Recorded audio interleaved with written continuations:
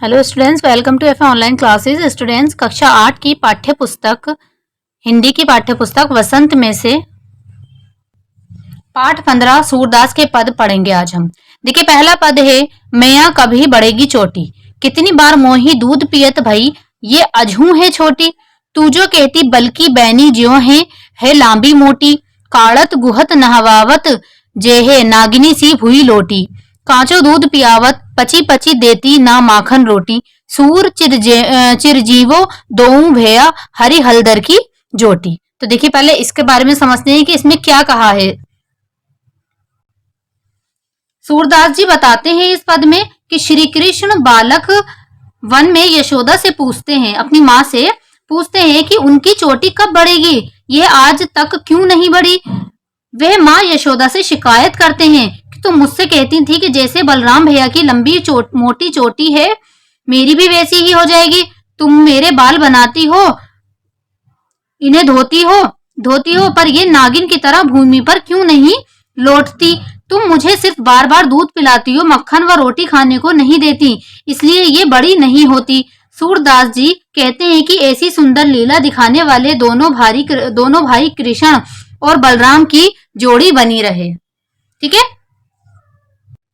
दूसरे पद में कहा है कि तेरे लाल मेरो माखन खायो, दोपस दिवस जानी घर सूनो ढूंढी ढंडोरी आप ही आयो, खोली किंवरी पेठी मंदिर में दूध दही सब सखनी खवायो, उखल चढ़ी सीके की को लीन हो अनुभवत भूई में ढरकायो, दिन प्रति हानि होती गोरस की, ये ढोटा कोने ढंग लायो, सूर श्याम की को हटकी ना राखे, ते ही पूत अनोखो जायो। तो देखिए, इस पद में क्या बताया गया है। तुलसीदास जी कहते हैं कि सूरदास जी कहते हैं कि गोपियां सदा श्री कृष्ण की शिकायत यशोदा माँ से करती रहती हैं। एक गोपी यशोदा जी को कहती हैं कि आपका लाल मेरा मक्खन खा जाता है। दोपहर के समय जब उसका घर खाली होता है तो कृष्ण स्वयं ही ढूंढ कर आ जाते हैं। वे हमारे मंदिर के दरवाजे खोलकर उसमें घुस जाते हैं तथा अपने मित्रों को दही मक्खन खिला देते हैं। वे ओखली पर चढ़कर छींके तक पहुंच जाते हैं और मक्खन खा लेते हैं और बहुत सारा मक्खन भूमि पर भी गिरा देते हैं, जिससे हर रोज दूध दही का नुकसान कर देते हैं। गोपियां कहती हैं कि आपका ये बेटा कैसा है जो हमें सताता है। सूरदास जी कहते हैं कि फिर भी उसे अपने से अलग नहीं किया जा सकता।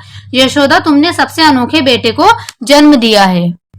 तो देखिए, इसमें सूरदास के जो पद हैं, इसमें सूरदास जी ने जो बताया है, पहले में भी और दूसरे में भी सूरदास जी बताते हैं कि किस तरीके से जो यशोदा थी माँ इनकी श्री राम की, तो वो उनकी बाल बढ़ाने के लिए उन्हें ये कहती थी कि आप दूध पियोगे और मक्खन रोटी खाओगे तो इससे आपके बाल आपके भाई की तरह बड़े हो जाएंगे, नागिन की तरह आपकी चोटी ले आएगी। वो इसी बात की अपनी माँ यशोदा से शिकायत करते हैं कि मैं तो रोज दूध पीता हूँ, पर फिर भी मेरी भाई जैसी चोटी क्यों नहीं बढ़ रही, चोटी मेरी नागिन की तरह क्यों धरती पर नहीं लहरा रही, और तुम मुझे मक्खन रोटी नहीं देती, इसलिए मेरे बाल नहीं बढ़ रहे हैं, चोटी लंबी नहीं हो रही है। वो ये शिकायत करते हैं। और बाकी जो वो भी यही शिकायत करती हैं यशोदा माँ से कि तुम्हारा कैसा बेटा है जो कि हमें इतना सताता है, हमारा सारा दही मक्खन मंदिर में घुस के अपने मित्रों के साथ खा जाता है और भूमि पर भी सारा दही मक्खन गिराकर उसका नुकसान कर देता है, पर फिर भी इसे हम अपने से अलग नहीं कर सकते और यशोदा, तुमने एक अनोखे बेटे को जन्म दिया है। ठीक है। तो ये सूरदास के पद थे जो कि मैंने आपको बता दिए हैं। इसमें क्या बात बताई गई है, आइए अब अपना होमवर्क देखते हैं। पहला है, बालक श्री कृष्ण किस लोभ के कारण दूध पीने के लिए तैयार हुए। तो देखिए, इसका उत्तर है माता यशोदा ने श्री कृष्ण को बताया कि दूध पीने से उनकी चोटी बलराम भैया की तरह हो जाएगी। श्री कृष्ण अपने चोटी बलराम जी की चोटी की तरह मोटी और बड़ी करना चाहते थे, इसी लाभ के कारण वे दूध पीने को तैयार थे। प्रश्न 2 का उत्तर है, श्री कृष्ण अपनी चोटी के विषय में सोच रहे थे कि उनकी चोटी भी बलराम भैया की तरह लंबी मोटी हो जाएगी। ठीक है, ये 2 प्रश्न हो गए। प्रश्न 3 का उत्तर है, दूध की तुलना में श्री कृष्ण को मक्खन रोटी अधिक पसंद करते थे। माखन रोटी अधिक पसंद करते थे। ठीक है, प्रश्न चौथा है, प्रश्न चौथे का उत्तर है, ते ही पुत अनोखी जायो। पंक्तियों में ग्वालन ने यशोदा से कहा। वे शिकायत करती हुई कहती हैं कि नटखट श्री कृष्ण प्रतिदिन उनके घर में मक्खन चोरी करके खा जाते हैं। वे यशोदा से कहती हैं कि उन्होंने अनोखे पुत्र को जन्म दिया है जो दूसरों से अलग है। ठीक है, ये 4 प्रश्न है आपके। 5वां प्रश्न जो है उसका उत्तर है, श्री कृष्ण बहुत छोटे थे और छींका बहुत ऊंचा था। जब वे छींके से मक्खन चोरी करते थे तो थोड़ा मक्खन इधर उधर बिखर जाता था क्योंकि उनका हाथ छींके तक नहीं पहुंच पाता था। कृष्ण ऐसा जानबूझकर भी करते थे ताकि उनकी चोरी पकड़ी जाए और माँ उनसे नाराज हो ताकि माँ को मनाना है और माँ को मनाने का अवसर उन्हें अवसर मिल जाए, मौका मिल जाए उन्हें माँ को मनाने का। वो इसलिए जानबूझकर भी कुछ ऐसा करते थे। ठीक है, तो ये आपके 5 प्रश्न हो गए। छठा प्रश्न है, छठे प्रश्न का उत्तर है, दोनों पदों में से मुझे पहला पद ज्यादा पसंद आया। जो कि सूरदास जी ने शक्ति रस में डूबकर बाल सुलभ व्यवहार का चित्र प्रस्तुत किया है।